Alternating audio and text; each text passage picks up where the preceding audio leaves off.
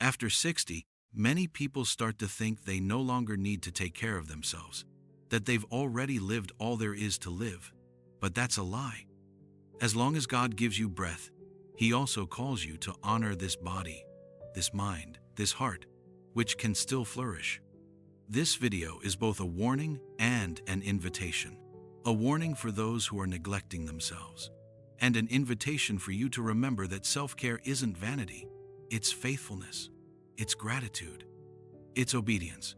Today, I'll show you 7 ways to care for your body and soul in a way that pleases God, with simple yet powerful habits that bring peace, clarity, and dignity to your journey. And if this message has already touched something in you, hit the like button now and subscribe to the channel. Let's begin. The body was made to move, and the soul thanks you. Do you not know that your body is a temple of the Holy Spirit?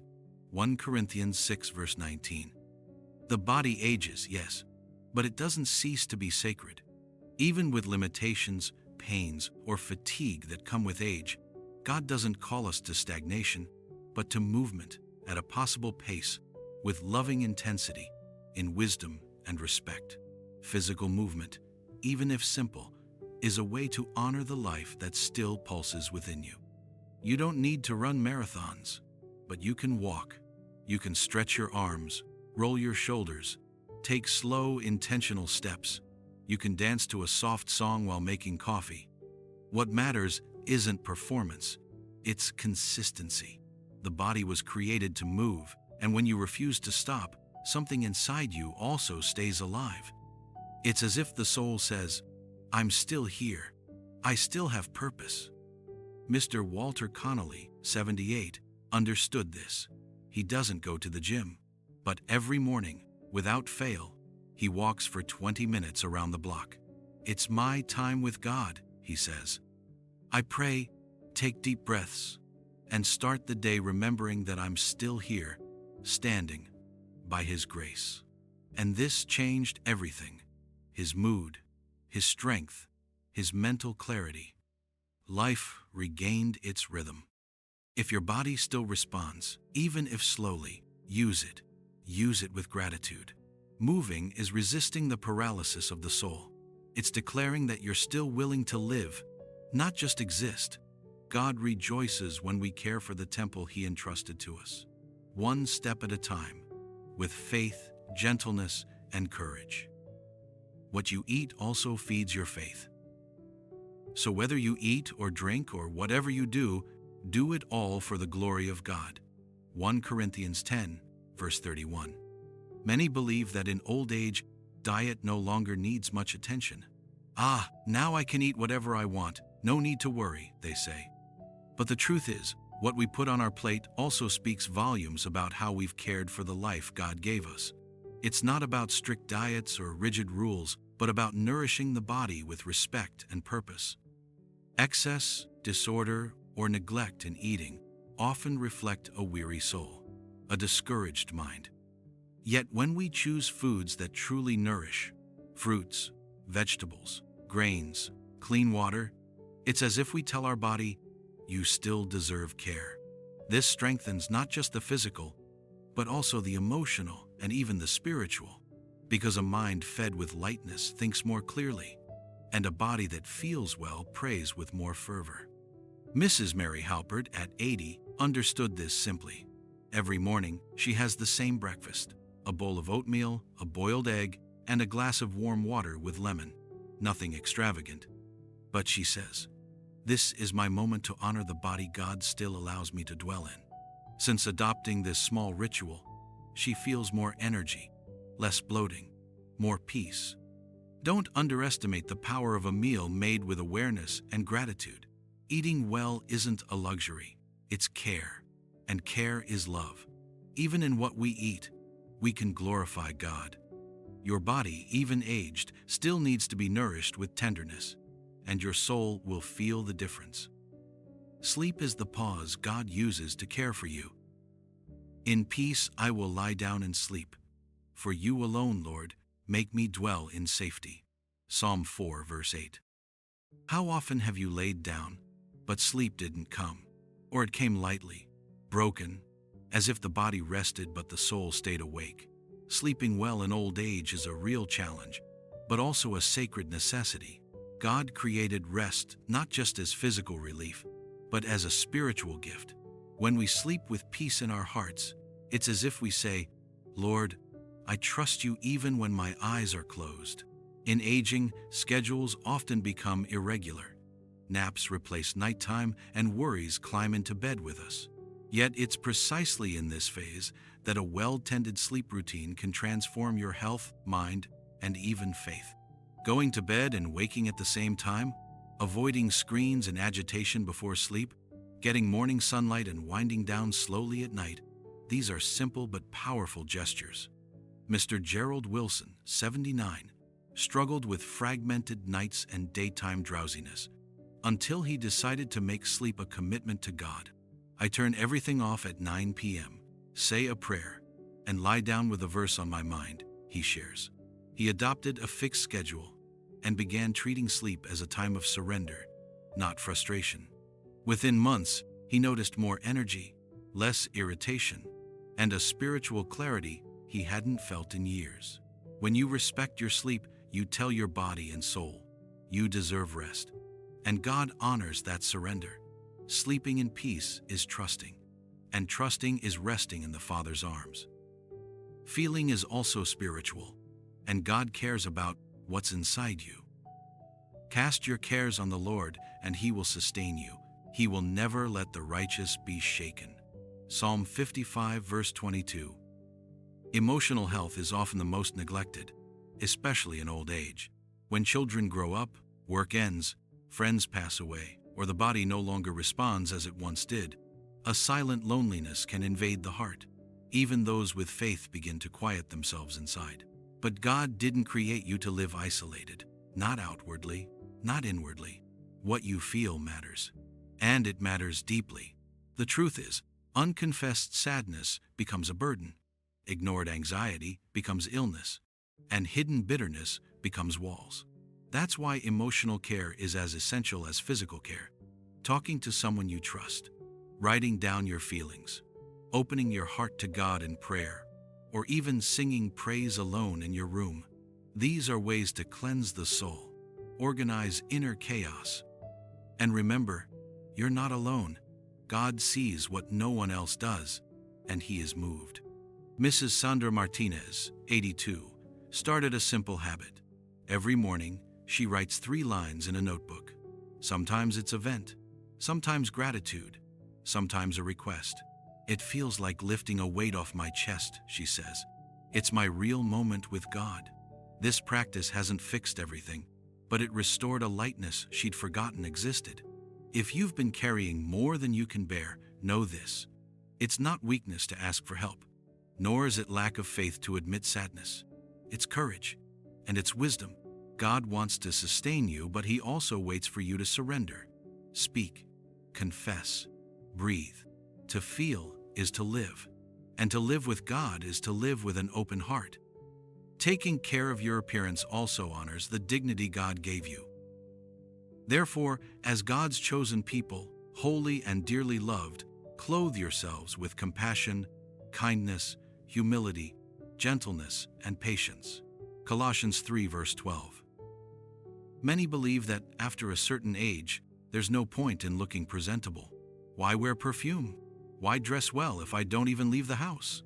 This kind of thinking, though seemingly harmless, hides a deeper pain, the feeling that our worth has expired. But God never said dignity has an expiration date. On the contrary, He calls us, every day, to clothe ourselves in honor, from the inside out and the outside in. Maintaining hygiene, dressing with care, combing your hair, applying lipstick, choosing nice clothes even when no one visits, none of this is vanity. It's a silent way of saying, I still respect myself. I still deserve care. And more than that, it's remembering that you were made in the image and likeness of a beautiful God who values every detail of what He created in you. Mr. Roy Taylor, 76, retired and widowed, shared that he went through a phase of neglecting himself, unkempt beard, old clothes, wearing pajamas all day. I felt invisible. Until one day, he decided to change. He started shaving daily, choosing his clothes with intention, and says he does it for one reason. I want to remember I'm still alive, and I want God to see me as someone who cares for what He's still given me. Your body is your temple. Your appearance communicates to the world and to yourself that beauty still exists, even in simplicity. And when you look at yourself with kindness, something inside you blooms again. It's self-esteem, yes, but it's also worship.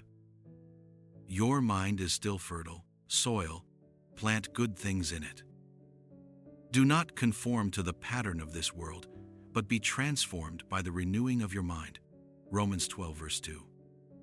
Aging doesn't mean stopping learning, thinking, or marveling at new things. Even if memory sometimes fails or reasoning takes longer, your mind is still a living gift from God, and He continues to call you to cultivate this gift with diligence and joy. Stimulating your mind in old age isn't just about preventing illness. It's also about keeping the flame of purpose alive.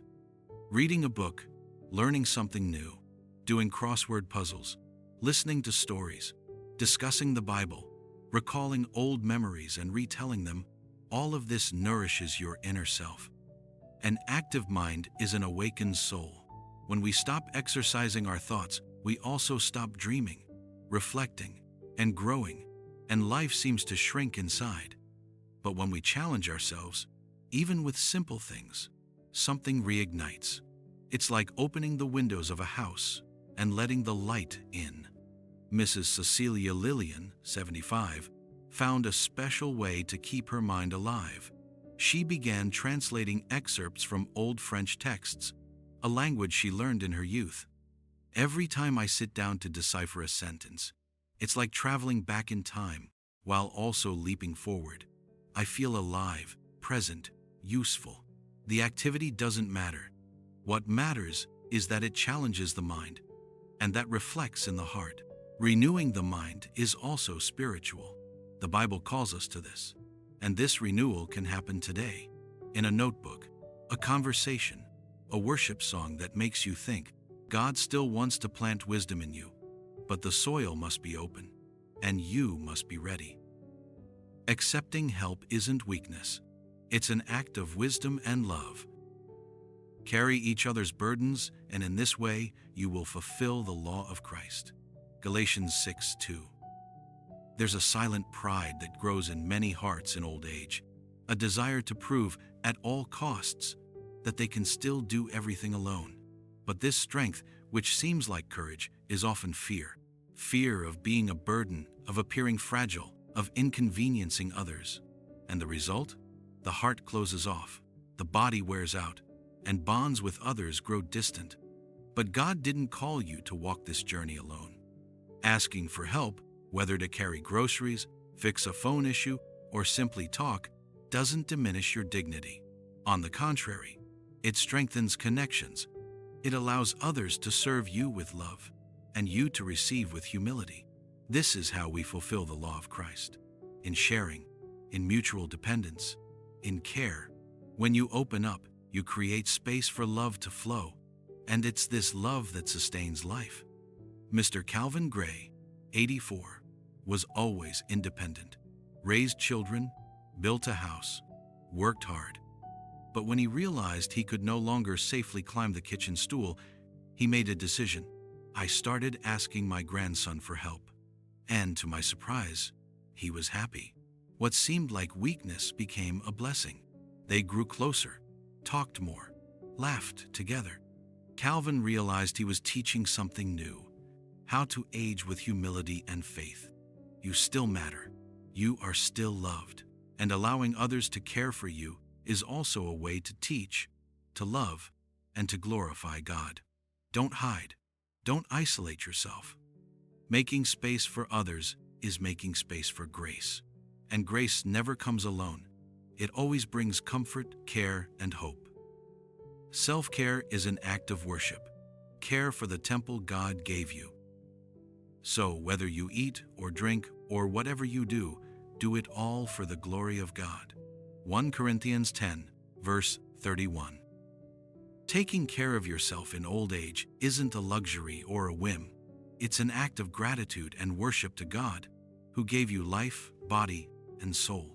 Every small gesture of care, a step to move your body, a meal prepared with attention, a peaceful night's sleep, a moment to calm your heart, tending to your appearance, challenging your mind, or even the humble act of accepting help, all of it is a way of saying, Lord, I honor you by caring for what you've given me.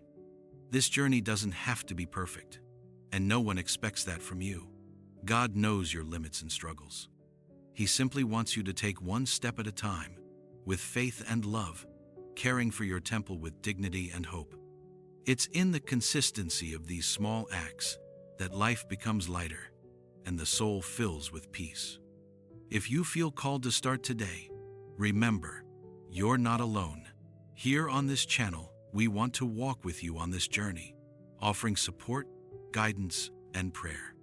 So if this video touched your heart, leave a like to strengthen this message, subscribe so you don't miss our content, and share in the comments which of these tips resonated most with you.